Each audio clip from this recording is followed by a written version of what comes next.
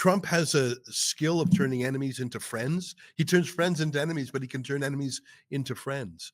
And I'm pretty sure Doug Ford will not get any FaceTime with Trump, but he'll get some time with Lutnick, maybe 10 or 15 minutes. We'll see how it goes. I'm very curious, actually.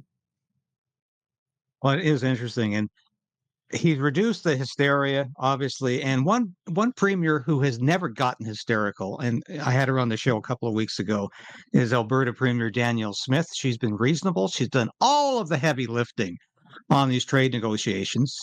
Little from the federal government, with clowns like Melanie Joly and Dominic LeBlanc pretending they're very, very interested in this. But as Danielle Smith pointed out to me, and she is never uh, always earnest about pointing out, is that if they shut off the Line 5, which of course Doug Ford and others have talked about, shutting off the oil to the United States, it's also going to shut off oil to all of Eastern Canada. And the impact of a Line 5 shutdown would be catastrophic, not just to the U.S., but to Canada. And Daniel Smith points this out all the time, and I know you do as well. And to get to your book, because conservative commentators in the U.S. are finally waking up to the fact that the more Donald Trump goes after Pierre Poilievre, the more he antagonizes conservatives in Canada, the more likely it is that the Liberals are going to have a resuscitation and perhaps even win the next election. So there's an encouragement now to just tone down the rhetoric. Let's get along. Let's have an election in this country with a legitimate government that can negotiate reasonably with Donald Trump. And that's why I'm very enthused about your book, Deal of the Century, because that's exactly what you're proposing here, is that how can we work with Donald Trump for the benefit of both countries? And you're talking about how the oil sands can be developed and how Donald Trump could play a lead in that. Please, as long as you want, please talk about this book. I think it is a necessary part of the political discourse right now, essential part of the political discourse right now. Well, thanks very much. And thanks for giving me a platform to talk about it. My goal is to put the idea in the mind of America First people. Here's what I mean by that. A dozen years ago, I wrote a book defending Canada's oil sands, but I was trying to appeal to liberals. So I thought, what do liberals care about? Well, the environment, peace, treatment of workers, civil rights. So I went through each of those issues, and I proved, I think, that the Canadian oil sands were morally superior on those four issues to any other OPEC conflict oil. I said that Canadian oil was ethical oil and OPEC oil was conflict oil. And I said that oil sands are like the fair trade coffee of the world's oil industry. And the book did pretty well. I think it was sort of convincing when you think of the other places oil comes from. So how do we talk to Donald Trump and his circle? I don't think those liberal values are really what turns the crank for this administration. I think it's how Trump says it. America first, make America great again, economic prosperity. What's in it for America? And here's my answer to that. If you care about America's security, prosperity, you don't push away the oil sands. You pull them close. And I mentioned the oil sands. Why am I talking about the oil sands suddenly? Because by far, that's Canada's biggest export to the United States. The auto sector is a distant second place. And there's some agriculture and some other things, but by far what we're selling to America is oil. And that's what Trump was complaining about. He said we have a $200 billion trade surplus or whatever the number was. Well, yeah, because you're buying all that oil. And if you were to buy it from Saudi Arabia or Venezuela, you'd have the trade surplus with the deficit with them too. And tariffs won't work on the oil sands. You put tariffs on a Honda factory in Mexico, yeah, Honda's going to put the factory in the USA because they'll just move the factory. But you can't put tariffs on the oil sands and have the oil sands move to America. They don't move. So all that you're doing is you're putting on a tax paid for by the US refineries that buy that oil, which then gets passed on to drivers. So tariffs won't work in terms of pulling the oil sands into America. Tariffs will, in this case, only raise prices for Americans. And even think about it. What are the companies producing oil in Canada's oil sands? They're either American owned, like Imperial Oil, or they're Canadian companies with a lot of US investors, institutional investors. So it's really American no matter how you look at it. And if you've ever read the USMCA trade agreement, they have a special side letter on energy which basically gives the US preferential access to the oil over anyone in the world.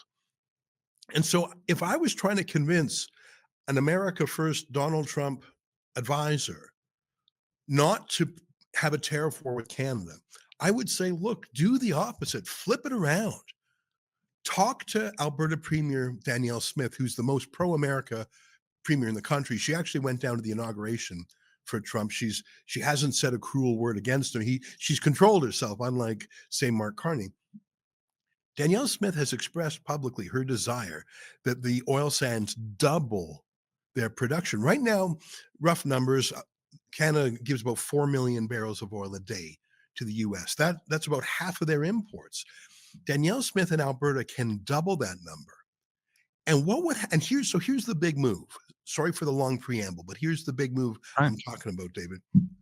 Mhm. If you've got 170 billion barrels of oil in the oil sands, it's the largest reserves in the world other than Saudi Arabia and Venezuela.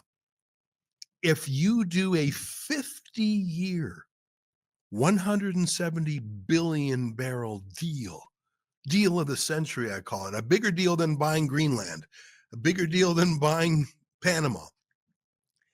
That's a $13 trillion deal. And immediately it gets the US off of conflict oil from the Persian Gulf or wherever else it's importing from. It pushes China out of Canada because the US is buying it all. And by the way, guess what? You no longer need the Fifth Fleet to defend the Persian Gulf. The US spends about $50 billion a year defending the Persian Gulf sea lanes because that's where oil comes from. Well, how about just buy it in a pipeline revive the Keystone XL pipeline, take the oil from Canada. You don't need $50 billion a year.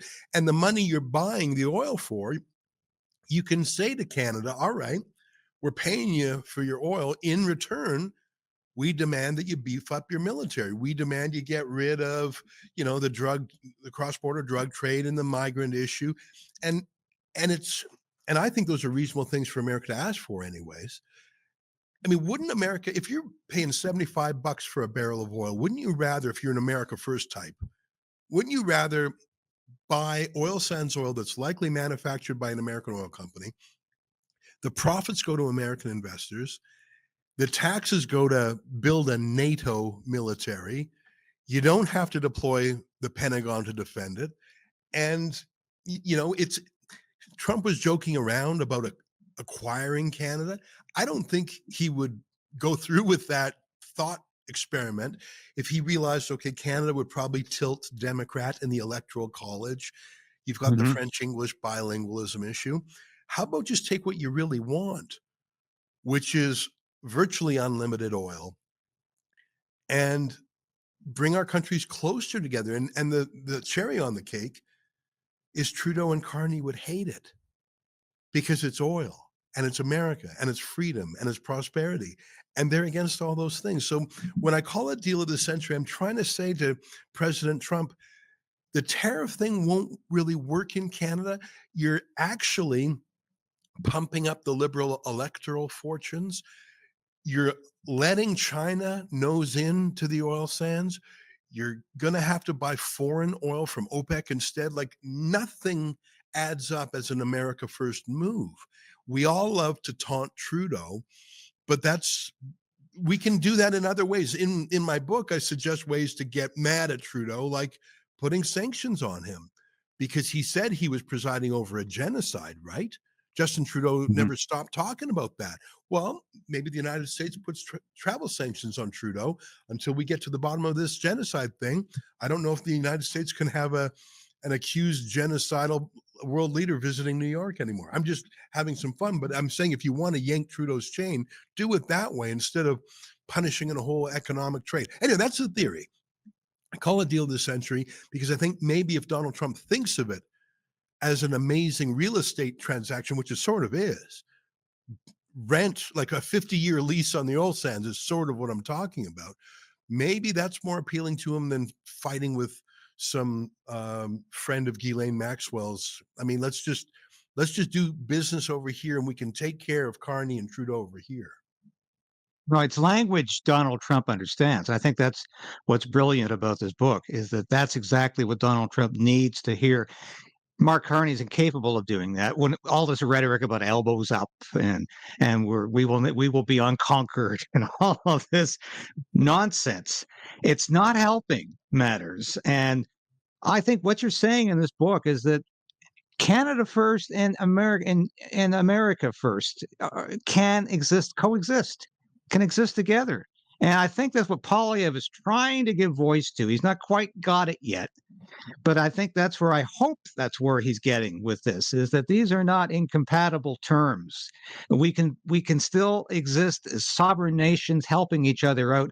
And what concerns me, Ezra, is that all of this demonization of Trump is overshadowing all of the great things he's doing right now for conservatives. And these could be applicable to Canada. He's going after DEI. He's going after critical race theory.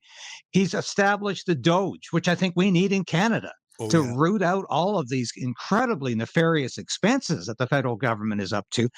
And while we're fighting with Donald Trump over these tariffs, and retaliatory tariffs are just taxes on Canadians. I Yeah. mean, Maxime Bernier has pointed this out repeatedly. These are taxes, retaliatory tariffs, and we don't need these. We don't need this tariff war because we will lose every time if we go toe to toe with the United States in any kind of war, including a trade war. And this is insanity. We need to resolve this. And I think what you're saying in this book, get on every broadcast you can and tell Canadians to lower the rhetoric. Let's get back to sanity. Let's get back to where Daniel Smith seems to, the mindset that Daniel Smith seems to occupy. And like I said, when I spoke to her a couple of weeks ago, I said, you're the only premier I know who's helpful right now. Everybody else is throwing gas on the fire. You're doing otherwise. And with this book, Ezra, you are trying to reestablish an attitude of sanity and reason in this Well, country. And I can't thank you enough for doing that. well, thank you for saying that. It's tough being the junior partner in a partnership. And that's what Canada is. We're never going to be as big and powerful or rich as America, but that doesn't mean we can't be good friends. I mean, Batman and Robin is a metaphor I use sometimes. Right now, Batman's giving Robin a bit of a noogie, and it's not fun. I'd like to get back to the place where we respect each other and we're friends with each other. And yeah, we're the smaller partner. That's just a fact of life. But Canada's sort of awesome when you think of our historical and cultural and all our accomplishments. I mean, we punched above our weight in the First World War, in the Second World War, in Korea. We were there in Afghanistan because the Americans needed help. On 9/11, we took all those, like, there's so many wonderful things Canada did. And by the way, the list of wonderful things Americans do for us is unlimited. I mean, let's be candid. They have provided our defense for our North under NORAD for 80 years. And we have access to the world's biggest, best market. And it's true what Trump says. Why can't American banks open up and sell mortgages to Canadians? Why can't American cell phone companies compete with our atrocious cell phone companies? Why can't we buy American dairy? These are not crazy requests from America. And I think if we just got back to Trump is transactional. He's a deal maker, and he even makes deals with people who he publicly fights with. I think he's maybe quick to insult and quick to heckle, but he's also quick to patch things up. I mean, I think, and it may have to wait until Pierre Poilievre is prime minister. I think we can get things back on track and do better than ever. The fact that Trump says he wants to restart the Keystone XL pipeline, which would bring 800,000 barrels of Canadian ethical oil a day to the US. I mean, just do the math on that at $75 a barrel. That is tens of billions of dollars a year. I mean, just that one deal alone, the taxes from that could revive our military. That one pipeline could pay for a significant, I'll do the math. I'd have to use a calculator to figure it out. But I bet the Keystone XL pipeline alone, the taxes from that, the royalties from that could restart our military. Let's, the old saying, don't get mad, don't get even, get ahead. Have you ever heard it put that way? A lot of people say, don't get mad, get even. No, no, no. That's right. Get ahead. How do we get ahead as a country? How does America get ahead? America's not getting ahead by tariffing its own oil imports. That's not getting ahead. That's not America first. And you know who's laughing? OPEC, because they say, yeah, we'll sell you your oil. Come to us instead. No, no, no, no, no. That's not America first. America first is buy the good stuff that's just north of the Montana border, is practically in America already. Anyhow, I appreciate you letting me have a forum to talk about these ideas. I really want us to flip the script and just hit restart again, you know? Well, that's exactly what I thought when I had a look at this book. It's exactly what we need to hear right now. Oh, so deal of a century. Get this book, read this book. We need it. It is part of the political discourse of the moment of the hour. And where can people get this? Is it in stores or just Amazon or where? Amazon, it's a short book. It's just under 100 pages. I wrote it pretty quick, so we're selling it pretty cheap. You can get it on Amazon, or if you can remember it, dealofthecenturybook.com. And I'm trying to do as many America First type podcasts as I can, because I everyone was excited to go to battle for their president, right? I mean, but what if the real win is to change gears in an America First way? I really hope to do it because, you know, I love Canada. I also love America. And, you know, Rebel News is as pro-Trump as you can get in Canada. Is there a way to square these things? And I think the answer is yes. So thank you for giving me a chance to sound off a bit. Well, thank you for your time, Ezra. I know it's precious, and I know you got another interview to get to. Keep promoting the book, and you're welcome here every time, my friend. And shalom. We love you here, Ezra, and we love Rebel News. Well, shalom, and thank you very much for your hospitality. You keep up the fight for freedom. And we'll see you soon, Ezra. Bye for Thank now. you. Bye-bye. It's Ezra Levant, old friend, one of the best conservative journalists, one of the best journalists out there. Read Rebel News, have a look, visit their website. It's always a pleasure to talk to Ezra, and it's like I said, 26 years we've been crossing paths, and it's always a pleasure to talk to Ezra.